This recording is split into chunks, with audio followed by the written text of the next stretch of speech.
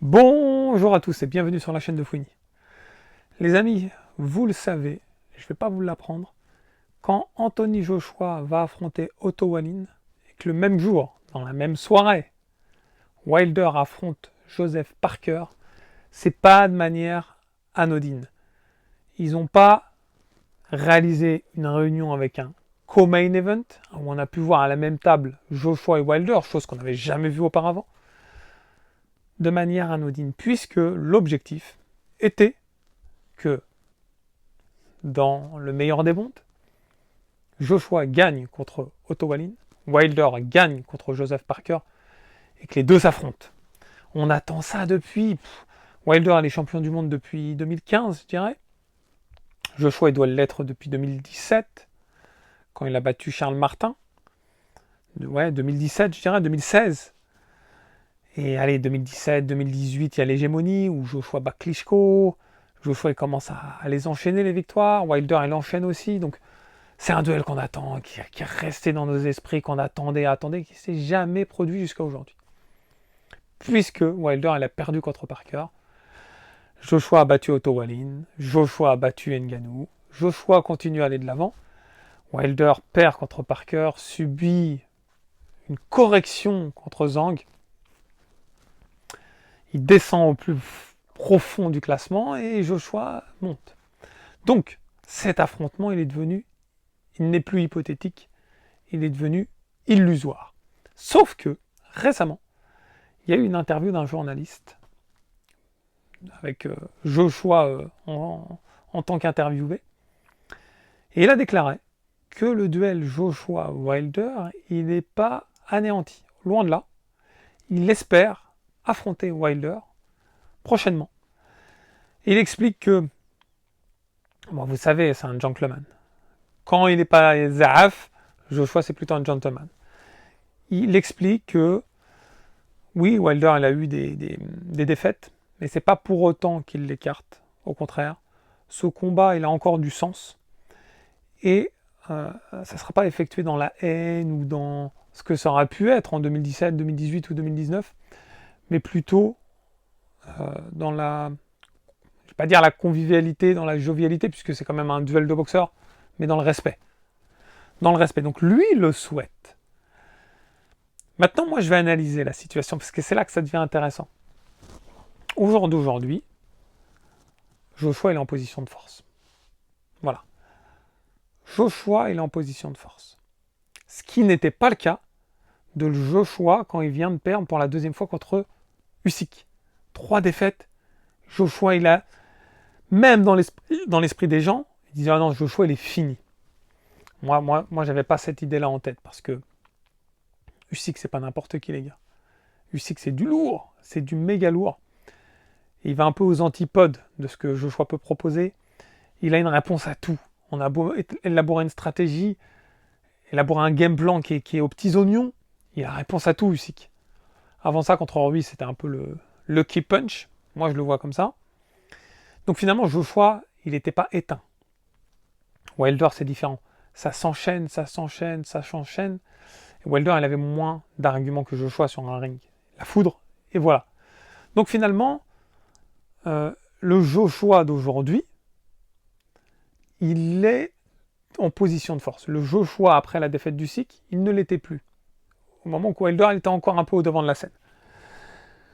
Au jour d'aujourd'hui, les positions se sont inversées. Tout va dépendre, et je dis bien tout va dépendre du résultat de Joshua Dubois. Si Joshua perd, eh ben, combat Wilder-Joshua, il ne sera pas non plus... ça pourrait être intéressant. Puisque finalement, Joshua, il a perdu, Wilder a perdu, mais on attend toujours ce fight. Ils peuvent faire, entre guillemets, le combat des perdants. Et beaucoup regarderont ce combat.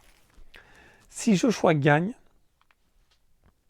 ce que je souhaite, et ce que je pense qui va arriver, dans ce cas-là, la donne, elle est beaucoup plus compliquée. Parce que Joshua, il dit, pourquoi pas affronter prochainement Wilder. Moi, je trouve que ça risque d'être compliqué, en tout cas pour 2025. Je vous explique pourquoi. Si Joshua l'emporte, il va tenter d'affronter Usyk. Même Usyk ne sera pas contre le combat. Je pense pas. Ou Fury. En tout cas, le gagnant des deux. Donc déjà, ça repousse. Et le combat, vous le savez bien, si Fury combat en décembre, Joshua en septembre, le combat se fera pas avant au moins avril ou mai. Donc déjà, ça repousse.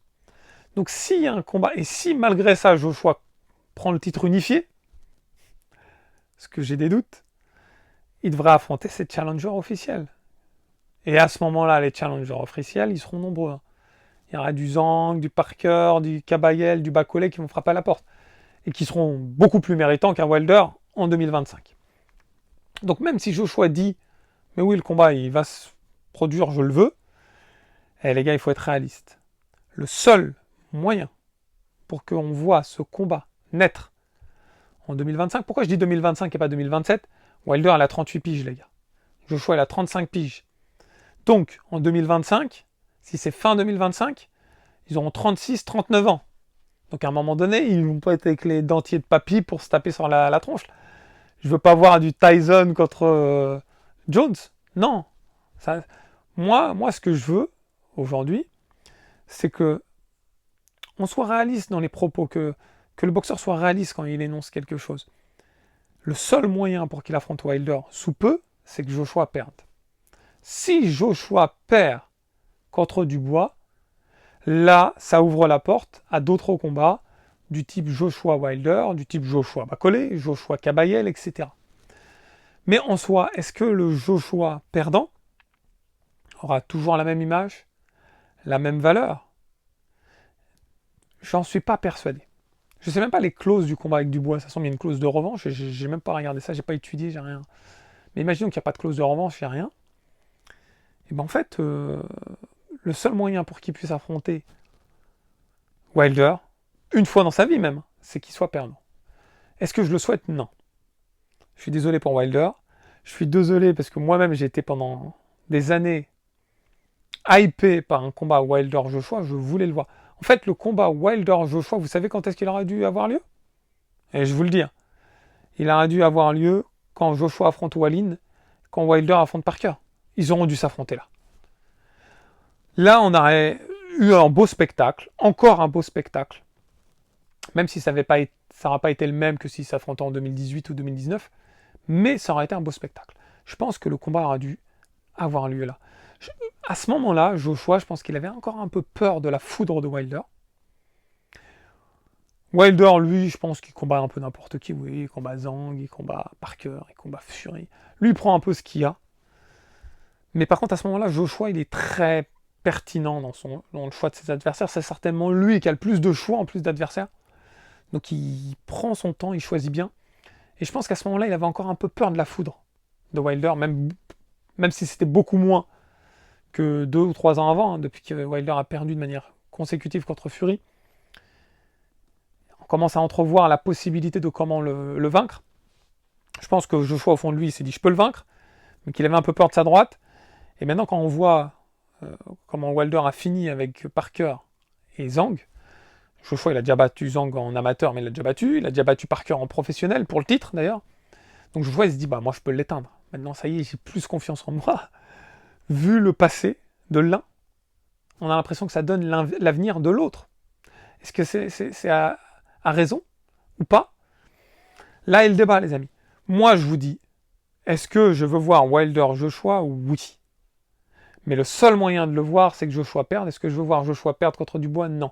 C'est le serpent qui se mord la queue. C'est un cycle infernal, les gars. J'attends vos commentaires avec impatience. Qu'est-ce que vous en pensez ? Est-ce que ce combat peut avoir lieu ? Avec l'interview là de Joshua, je pense que Wilder, lui, s'il a encore envie de combattre, il sera hypé. Ça va un bon billet d'affronter Joshua.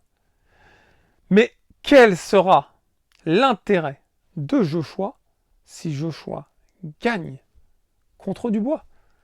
Impossible, avec toute la meute là qui essaie de rentrer dans l'entonnoir pour affronter Joshua, qui sera champion du monde IBF, lui va vouloir regarder au-dessus de lui, il va regarder ce qui se passe au-dessus. Quand on fait une compétition, on regarde devant nous, il y a 2-3 mecs devant, on essaye d'aller les chercher. On va pas regarder les mecs qui sont derrière, à moins qu'ils nous remontent. Voilà, donc soit Wilder il doit remonter, j'y crois pas, terminé. Soit Joshua doit redescendre, les gars. J'attends vos commentaires avec impatience, les amis. En tout cas, j'espère que vous avez passé un bon moment en ma compagnie. Si c'est le cas, n'oubliez pas le pouce et surtout de vous abonner à la chaîne. ça fait grand plaisir. Dans tous les cas, je vous dis à très vite. Ciao, ciao.